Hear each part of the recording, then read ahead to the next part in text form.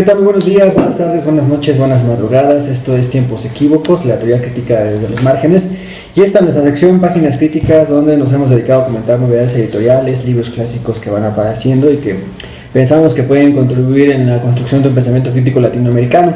Y el día de hoy, gracias a Editorial Cal, que nos ha hecho llegar de manera muy amable estos libros, vamos a dar una revisada panorámica a este libro de reciente aparición de un filósofo, un pensador chileno que se llama Ricardo Espinosa Lolas, y que nos presenta un libro que lleva un título sumamente sugerente, que lleva por título Hegel y las nuevas lógicas del mundo y del Estado, cómo se es revolucionario hoy, que aquí lo pueden ver en su pantalla. Y bueno, para hacer esto, el día de hoy me encuentro acompañado, como pueden ver en pantalla, con pues una gran visita para Tiempos Equívocos, que es el doctor José Gandarilla, está aquí a mi lado.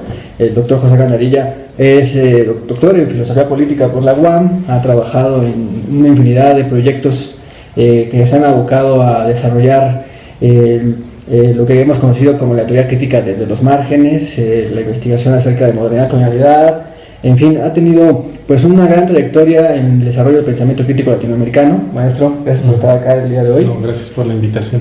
Y bueno, pues gracias acá, el día de hoy vamos a comentar este libro que pues ya dije que tiene un título sumamente sugerente. Lo hemos revisado en su totalidad de manera panorámica. Entonces, ¿qué podemos comenzar a decir, maestro? ¿Qué comentario inicial podemos darle a este libro? Bueno, debo decir que el texto lo leí entero, lo leí completo. Tuve ocasión de tenerlo a unos meses por cortesía de los editores, pero recientemente tuve más tiempo para leerlo de conjunto. Creo que es un texto que promete desde su título una entrada a un tema muy sugerente. Me parece que en el inicio de tu comentario que hace referencia a la labor que se han puesto sobre sus espaldas ustedes como equipo, en el sentido de comentar ciertas novedades editoriales, y de entrada dijiste abocarse a trabajar libros clásicos. No sé si el texto de Espinosa Lolas se convierte en un clásico, pero sí trata sobre un clásico, claro, y trata sobre un tema que me parece importante, y en el modo en el que él sugiere tratarlo me parece que tiene aportes que pueden considerarse sólidos y que abren un cierto camino de reflexión. Voy a tratar de mencionarlos y así avanzamos en un sentido más dialogal sobre el texto. Muy bien. El texto desde el título sugiere una determinada colocación ante temas que me parecen pertinentes.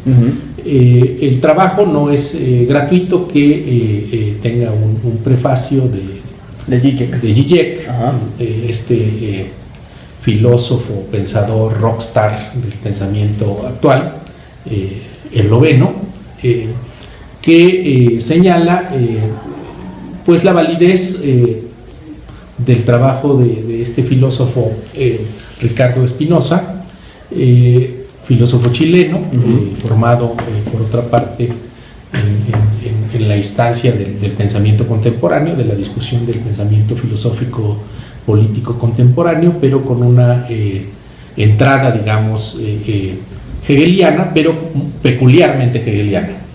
El trabajo por eso se sitúa en una discusión que en cierto modo resulta una discusión pertinente, que es la discusión que va modulando y se acerca, ahora está en el marco de quizás de ciertos desencuentros o malentendidos entre el propio Zizek y Badiou, pero ahí se coloca en esa discusión, en un modo en el cual el autor desarrolla, creo que de manera interesante, una temática que intenta, y eso creo que sirve como una perspectiva de colocación ante el lector, que digamos que se relacione con la obra de Hegel, porque se permite explicarle de manera clara al lector las distintas variantes de las lecturas históricas sobre Hegel. Él se distancia de algunas, y sugiere acercarse a otras.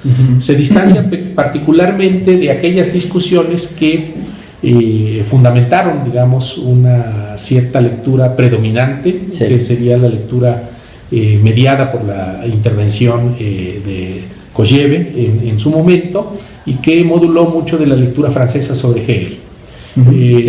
Se distancia también en ese sentido, se va a distanciar de aquellas referencias que trabajan a Hegel exclusivamente a través de la noción de la predominancia del método dialéctico, esto es, de la incursión del principio de negatividad. Y sugiere más bien trabajar un Hegel afirmativo. En ese sentido, el libro intenta ganar más bien un terreno en lo que ha sido una discusión que establece una especie de disyuntiva. Hegel es un pensamiento de lo negativo, es un pensador de lo negativo, y por el otro lado queda todo el terreno de las filosofías, digamos, que apuestan por lo afirmativo, por lo positivo, no en el sentido de positivo de positividad, sino más bien en el sentido de afirmación, a lo que son las perspectivas filosóficas o fenomenológicas de la vida. Particularmente que abrevan, digamos, desde los planteos de un Nietzsche o Schopenhauer en su momento. En fin. En ese sentido, el trabajo que nos ofrece Spinoza Lolas trataría de ganar terreno hacia una interpretación de un Hegel nietzscheano, es decir, un Hegel que no se circunscribe solo al principio dialéctico y en ese sentido al principio de negatividad, sino que plantea más bien la posición de un Hegel de la afirmación. Ahora, esto tiene un fondo filosófico profundo y es también la consideración, y eso creo que el texto es válido, me parece que una de las aportaciones que hace más interesantes y pertinentes es señalar una lectura filológica cuidadosa de Hegel, en el sentido de trabajar a un Hegel desde la posición de la revisión que él hace de la ciencia de la lógica en la edición de 1832, sobre todo a través del trabajo que él considera sería el trabajo más acabado de Hegel. Esto es la revisión para la segunda edición alemana que Hegel mismo hace de su trabajo, que en cierto modo ya estaba anunciado en las ediciones previas. Eso tiene el cuidado el autor de señalar filológicamente el libro del ser, ¿no? El costo que eso va a tener, digamos, para la lectura filosófica, porque va a establecer ciertos estereotipos, digamos, ya muy establecidos en la discusión, de señalamientos, digamos, críticos a la figura de Hegel, pero que en su interpretación derivarían de un Hegel que es todavía o no está suficientemente consolidado, no es suficientemente cuidadoso, o bien fue un Hegel que se transmitió a través de la revisión de los propios manuscritos de sus escuchas, de sus alumnos en su momento, y eso sobre todo tiene que ver con la interpretación tanto de la filosofía de la historia como de las versiones anteriores de la lógica. El Hegel que aquí se nos ofrece es un Hegel que es trabajado a través del principio lógico, de la doctrina del concepto y sobre todo de la interpretación de la ligazón entre el problema del concepto y el asunto de la idea. Esto vamos a ver más adelante, que es importante sobre todo en el orden expositivo que va a elegir el autor. Esos son elementos que a mí me parecen positivos para una interpretación que abreva en una posibilidad de mirar en Hegel un autor que nos ayude a pensar el presente y a pensar el mundo actual. Muy bien, sí, pues yo efectivamente tratando de seguir esta línea que ya abrió el doctor José Gandarilla. Bueno, llama la atención que el libro esté, digamos, apadrinado, así diríamos aquí en México, ¿no? Por el propio Zizek, ¿no? En un prólogo bastante interesante, que si bien solamente menciona 2 veces a Spinoza Lolas, ¿no? Lo pone en el contexto de una lectura que intenta proponer Zizek de un Hegel pues, más revolucionario, más político, ¿no? Y que aunque digamos está en esa línea, el propio Spinoza Lolas trata de desmarcarse, ¿no? Y un elemento ya lo pone usted sobre la mesa, ¿no? El Hegel que está presentando acá Spinoza Lolas no está, digamos, aliado con Lacan, como sería quizás la lectura de Zizek, sino como usted lo decía con Nietzsche, ¿no? También Hegel, que está presentando acá Spinoza Lolas, no estaría, digamos, aliado con Marx, sino con Lenin, ¿no? Lo que le va a interesar a Spinoza Lolas es, siguiendo ahí otra vez a Zizek, repetir a Lenin, ¿no? La manera en la que Lenin, en la víspera de la Revolución Rusa, ¿no?, de la cual estamos a punto de cumplir 100 años, se pone a leer a Hegel, ¿no? Los famosos cuadernos filosóficos de Hegel son aquí retomados como parte, yo pienso, estructural, neurálgico del intento que está haciendo Spinoza Lolas, ¿no? Esta idea que va a poner ahí en repetidas ocasiones este autor chileno de que leer la ciencia de la lógica puede generar revoluciones, ¿no? Puede generar cambios sociales, que es lo que le va a interesar un tanto a Spinoza Lolas, que hay que decirlo, ¿no? Él lo dice o piensa su argumentación siempre desde esta perspectiva, digamos, de militancia, de transformación, muy polémica, que habríamos que discutir ahí algunos términos, ¿no? Y que, dice él, ayudaron a Lenin a escribir su gran libro, que no va a ser ni El Capital ni la ciencia de la lógica, sino su gran libro de Lenin va a ser la revolución bolchevique del octubre del 17, ¿no? Entonces esas son, digamos, las coordenadas políticas, yo lo diría así, a partir de las cuales Lola va a hacer esta revisión, yo no diría filológica, pero bueno, sí detenida de la ciencia de la lógica, que finalmente es el texto central que va a estar utilizando Spinoza Lolas, ¿no? La ciencia de la lógica, de ahí que pues el libro se llama Las nuevas lógicas del mundo y del Estado, ¿no? Y ahí metiéndose en una discusión, sí, muy Zizekiana, ¿no? Pero no solamente Zizekiana, sino que tiene que ver con o con la forma o el intento de seguir leyendo el problema de la ideología, ¿no? Lo que va a intentar hacer Spinoza Lolas va a ser descifrar el entramado que construye la subjetivización contemporánea, que es la ideología, ¿no?, a través de la ciencia de la lógica, ¿no? Y ahí pues es muy problemático eso, porque lo que yo veo ahí en Spinoza Lolas es una aplicación, un uso de la ciencia de la lógica para tratar de descifrar, de desmontar lo que él ve como la subjetivización ideológica que domina y que da las pautas para, lo llama así, la militarización de esa subjetividad a partir de la ideología, ¿no? Entonces aquí vamos a ver un intento de usar la ciencia de la lógica de Hegel, lo cual para muchos gelólogos pues puede ser ya sumamente problemático de entrada, ¿no? Y además desmarcándose, como usted ya lo decía, profe, de muchas tradiciones, ¿no? Por ejemplo, dice él, yo ya no creo, y esa es la palabra que utiliza, ya no creo, ¿no? Ya no comulgo con la creencia de que en Hegel habría que hacerle una inversión, ¿no? Se desmarca de ese tipo de marxismo, ¿no? Y así lo dice, ya no cree, había que decirle a Ricardo que habría que revisar el Fe y Saber de Hegel, ¿no? Para tratar de poner ahí las diferencias entre saber y creer, pero bueno, él se intenta desmarcar de eso, ¿no? Intenta proponer su propia forma de leer a Hegel política y revolucionariamente, ¿no? Que finalmente ese es el objetivo de este libro, ¿no? Contestar esta pregunta o tratar de abonar esta pregunta de cómo se puede ser revolucionario hoy, lo cual es sumamente polémico, ¿no? ¿Cómo ve usted eso, maestro?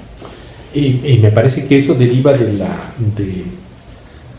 este aspecto tan ambicioso que está en la formulación del texto. Uh-huh. El título mismo es un desmarcamiento con relación a otra ontología, que sería la ontología propuesta por Badiou. Claro. Él dice que sobre todo una contestación a la ontología que ahora tiene 2 volúmenes, uh-huh, el ser y el acontecimiento y lógicas del mundo. Está prometido un tercer volumen que ofrecerá Badiou, como él mismo dice, el Badiou ya viejo, porque él distingue entre la trayectoria de los autores, entre lo que él, en esta clásica distinción entre lo joven y lo maduro, una tercera categoría diría, él ya pasó la madurez, está ahora entrando a la vejez, ¿no? Badiou ofrecerá su tercer volumen, que es igualmente esperado, tanto como es esperado el tercer volumen de la política de la liberación de Dussel, autor al que también trata de pasar a cuentas Spinoza Lolas en un par de renglones, claro, sí, justamente en el tema que tú has señalado, que es altamente polémico, en el sentido de la inutilidad de el operar, digamos, esta condición de inversión en el ámbito del pensamiento hegeliano, es decir, toda una tradición que Lolas dice se inaugura con el magisterio de Schelling, la equivocación de Schelling, que será la que generará en toda esa generación, alumnos de Schelling en su momento, en toda esa generación que plantearía el problema de la inversión. Ahí entra Feuerbach, Marx y toda la caterva de autores marxistas, por supuesto, ¿no? Desde Lukács, Kors, en fin, todos ellos. Esa posición evidentemente tan ambiciosa, evidentemente cobrará para el propio libro un costo significativo, porque una propuesta que se formula con esa calidad, en el sentido de que la trayectoria del pensamiento filosófico contemporáneo se mide en una trayectoria que sería la de Hegel, Lenin, Zizek, Spinoza, Lolas. Evidentemente, cuando se plantea el problema de las propuestas en el terreno de la política, pues pareciera que el libro está, como diría el Marx del 18 Brumario, entrega un ratón.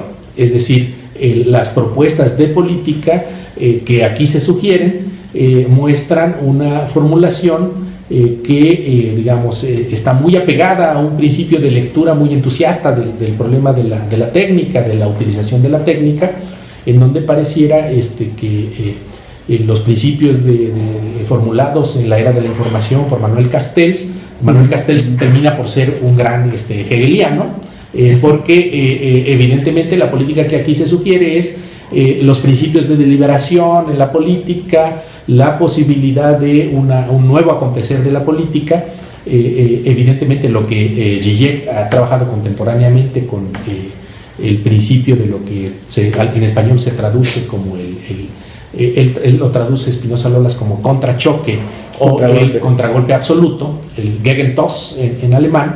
Evidentemente la posibilidad de formular una política en esos términos lo podríamos ver un poquito más adelante en otro comentario. Me parece que deja mucho que desear. Es decir, la calidad el principio que él plantea en el sentido de toda esa tradición de pensadores que están operando también una suerte de revolución al interior de la teoría, evidentemente ya no son válidos, justamente porque no entendieron el pensamiento hegeliano. Parten de esa equivocación. Sin embargo, la posibilidad de, a partir de lo que él establece como una mejor alternativa de entendimiento del pensamiento hegeliano desde la ciencia de la lógica y la doctrina del concepto, la política que se ofrece, a mi juicio, termina por dejar mucho que desear. Un ratón, dice usted, ¿no? Pasando a Marx.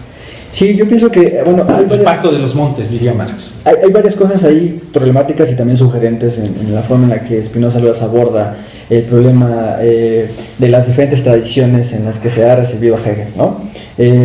Por una parte, por ejemplo, él atañe a este problema de la escena Schelling, exactamente como usted ha dicho, pero también dice que estos equívocos se generaron porque, Hegel murió antes de poder revisar el libro del concepto, ¿no? Y que no lo pudo revisar como sí lo hizo con el libro del ser, ¿no? Si Hegel hubiese vivido lo suficiente, dice Lolas, para poder haber revisado y puesto en orden y reactualizado el libro del concepto, y si ese joven Marx lo hubiese podido leer, dice Spinoza Lolas, esos equívocos no se hubiesen cometido, ¿no? Ahora bien, eso pues es una especulación bastante interesante, pero bueno, que no podríamos demostrarla de ninguna manera, ¿no? Pues que falleció y no se pudo, digamos, generar esa producción teórica que Lolas estuviese esperando, y que en su capítulo 4, Ricardo Spinoza Lolas dice, bueno, lo que Hegel no pudo hacer, lo voy a intentar yo, ¿no? Y ese es su capítulo 4.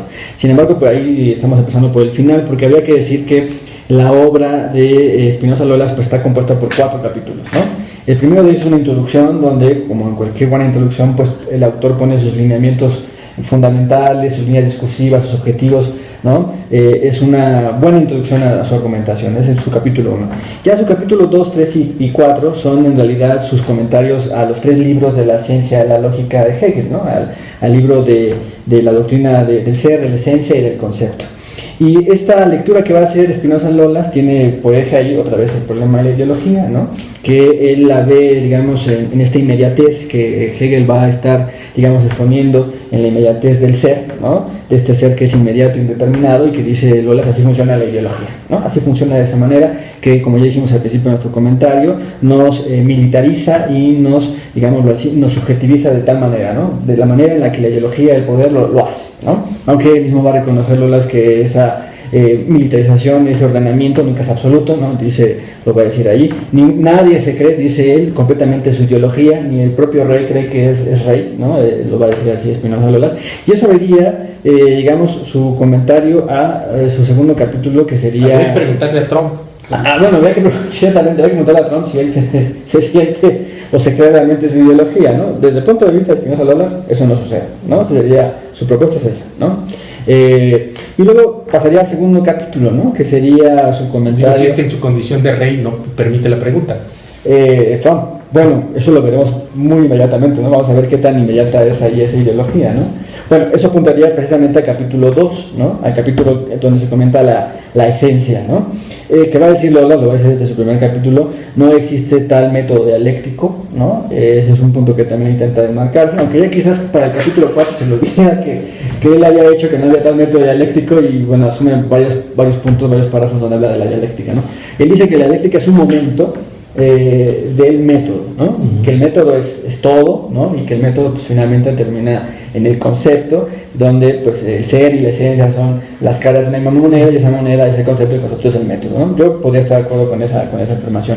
Y el punto de la esencia que me parece fundamental en la discusión de Spinoza Lolas es que él ve ahí precisamente el carácter más duro, más fuerte, más consistente del método hegeliano, ¿no? De la forma especulativa de pensar y decir, yo diría, ¿no? Y ahí es donde él va a descifrar, digámoslo así, o va a intentar precisamente ver el problema de la ideología como fundamento, ¿no? Que precisamente lo lleva al problema de la técnica, ¿no? Que aquí Lolas va a decir, bueno, en realidad lo que nos permite pensar la técnica es que la ideología es producida, ¿no? Que toda ideología es producida, que toda ideología en realidad responde a un hacer, ¿no?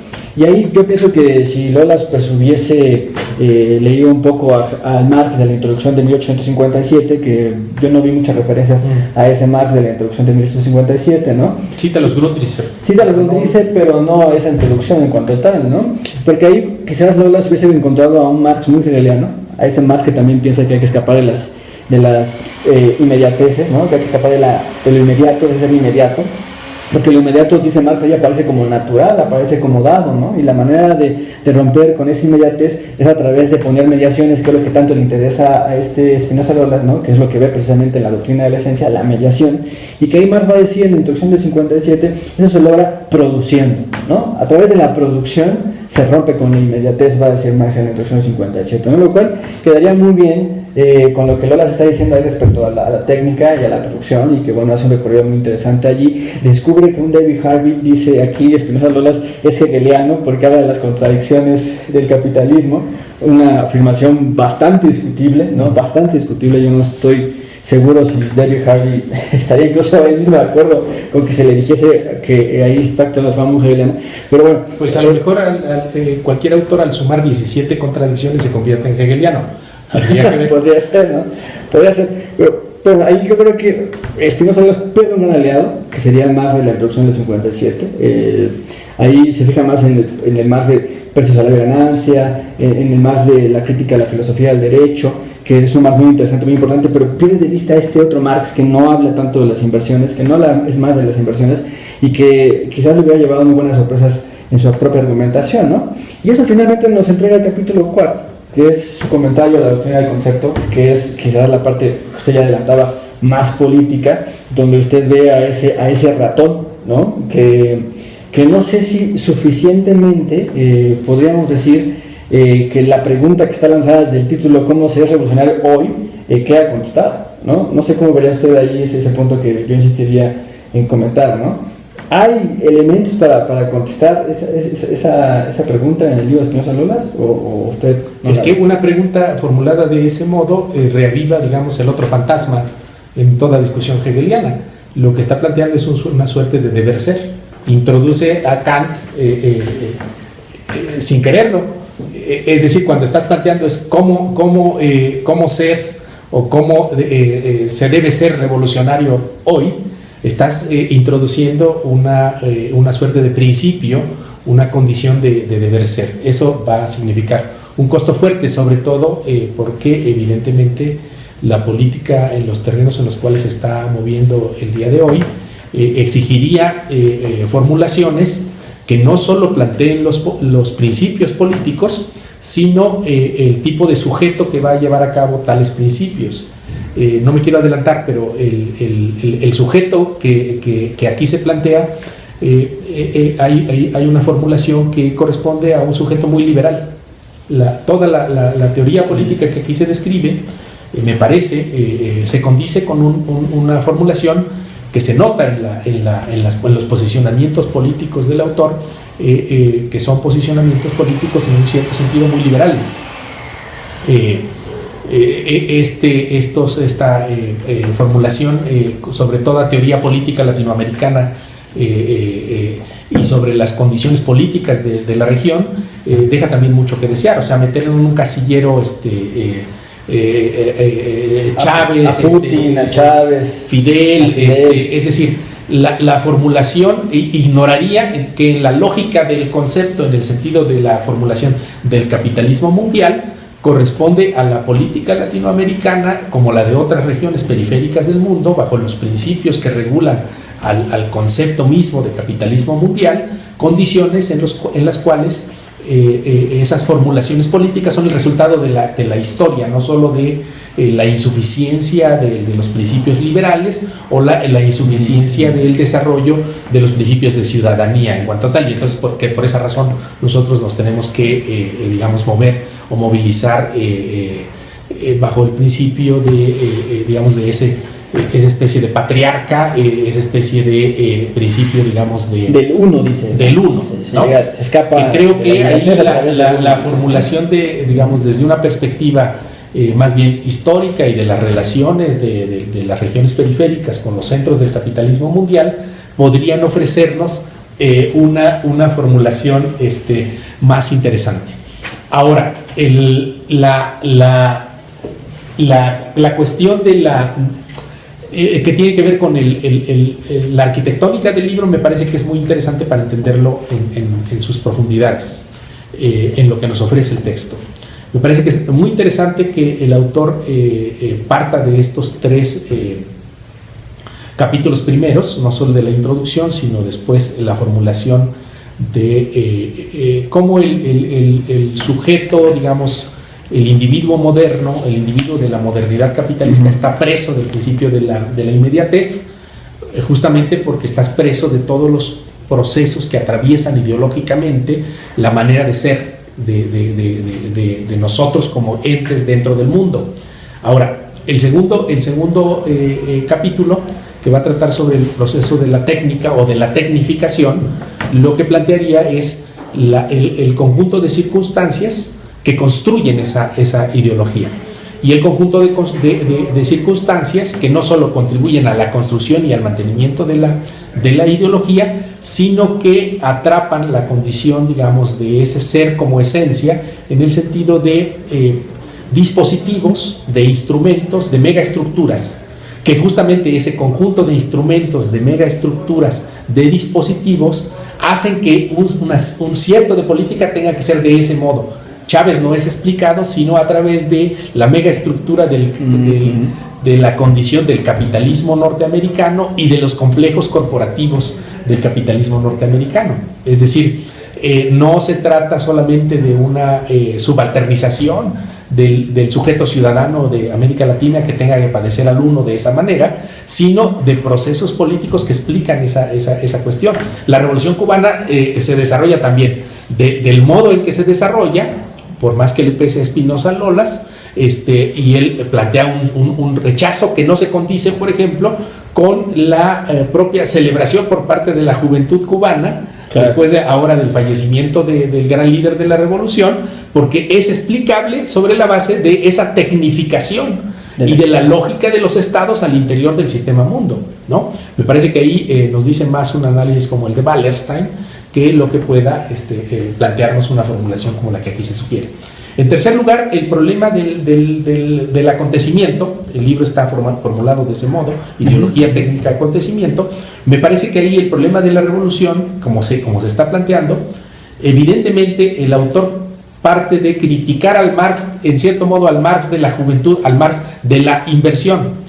Pero aparte del Marx que tú has señalado, porque hay que partir del hecho de que Marx es muchos Marx, el Marx que tú has señalado, del Marx de la introducción del 57, el del silogismo de la totalidad y el de la ontología de la producción, serviría mucho para hacer una interlocución como la que el autor sugiere. Claro. Pero además el Marx previo incluso o el que se hace al interior de los manuscritos del 44, el que entiende el comunismo como la producción consciente de las relaciones de producción, es ya un sujeto como el que él está demandando justamente para el proceder revolucionario de la época actual.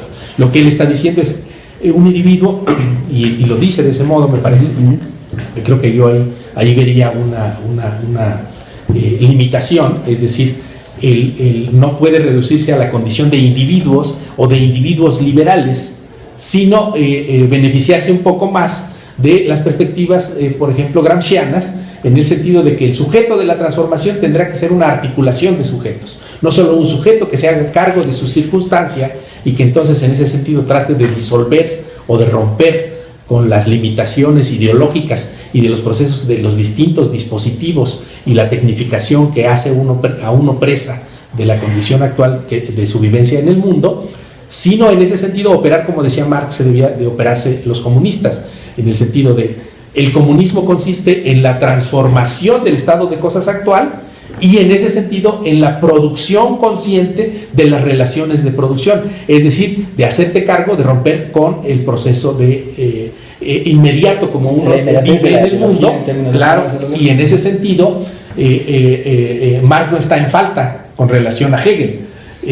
Marx me parece que en ese sentido está superando al Hegel, porque en Hegel predominaría en el marco de la lógica del concepto, el sujeto tiende a ser la idea y no el sujeto concreto, que es el sujeto que padece el conjunto de circunstancias que digamos funcionan como esta especie de jaula de hierro, tanto ideológicas como de la tecnificación. En ese sentido me parece que el autor, por más que haga las referencias a una filosofía como la de Deleuze, en ese sentido, en términos de sujeto de deseo, me parece que en efecto se hubiera podido beneficiar de esa otra beta de interpretación, claro, y quizás podría haber formulado una política más potente que la que creo que se formula a través de la utilización de los medios digitales, de la utilización de ellos para los principios de deliberación en política, sobre todo en las generaciones que estamos viendo actualmente. O sea, los chicos, los jóvenes, sin ir más lejos, el día de hoy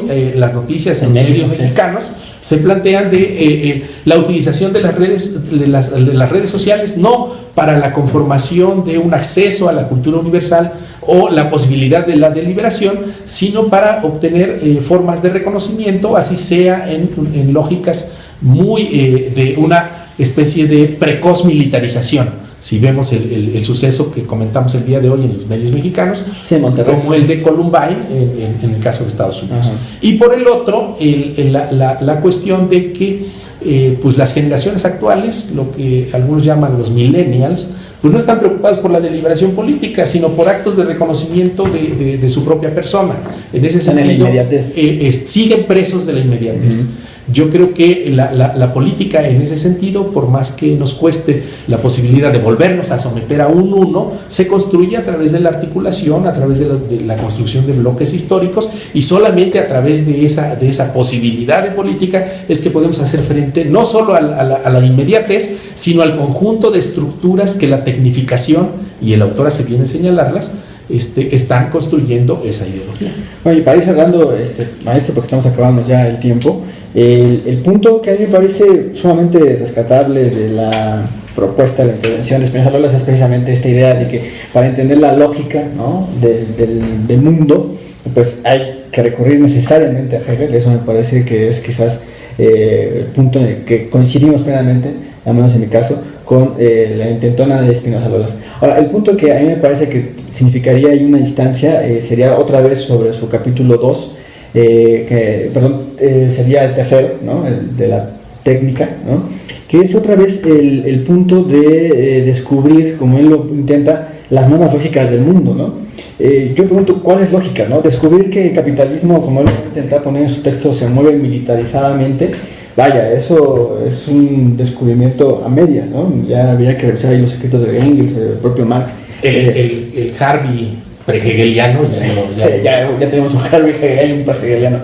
Pero me parece que ahí habría que retomar una idea que el propio Zizek apunta de forma muy subrayada en su último libro que está publicado en español, de Contragolpe Absoluto, precisamente, que lo que hizo Marx fue continuar lo que Hegel no logró continuar, que fue descifrar la lógica de este mundo, que es la lógica que está metida bajo la dinámica del valor.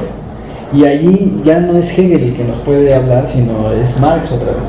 Marx es el que realmente descifra la lógica del mundo, de este mundo que se mueve bajo la dinámica no solamente del mercado, sino que se mueve bajo la dinámica del valor, que se valoriza. Eso yo no lo veo por ningún lado en la reflexión de Espinosa Lolas. No, de hecho, la reflexión que él ofrece en ese terreno es una reflexión todavía presa de la inmediatez o de su forma de expresión, porque la contradicción que él trabaja es la del valor de uso versus el valor de cambio, y no la contradicción en el sentido del valor de uso con respecto a la forma valor y al principio, digamos, más avanzado del pues bien, aprender la lógica de esa contradicción pues obligaría entonces a revisar de nueva cuenta a Marx, bajo el entendido de que quizás el gran teórico de esa técnica, de esa producción, de esa tecnología que está intentando utilizar acá Espinosa Lolas, pues sería Marx, a partir de todo lo que abre Hegel, ¿no? Que habría que discutir ahí, digamos, los alcances que Hegel tiene sobre ese punto, ¿no?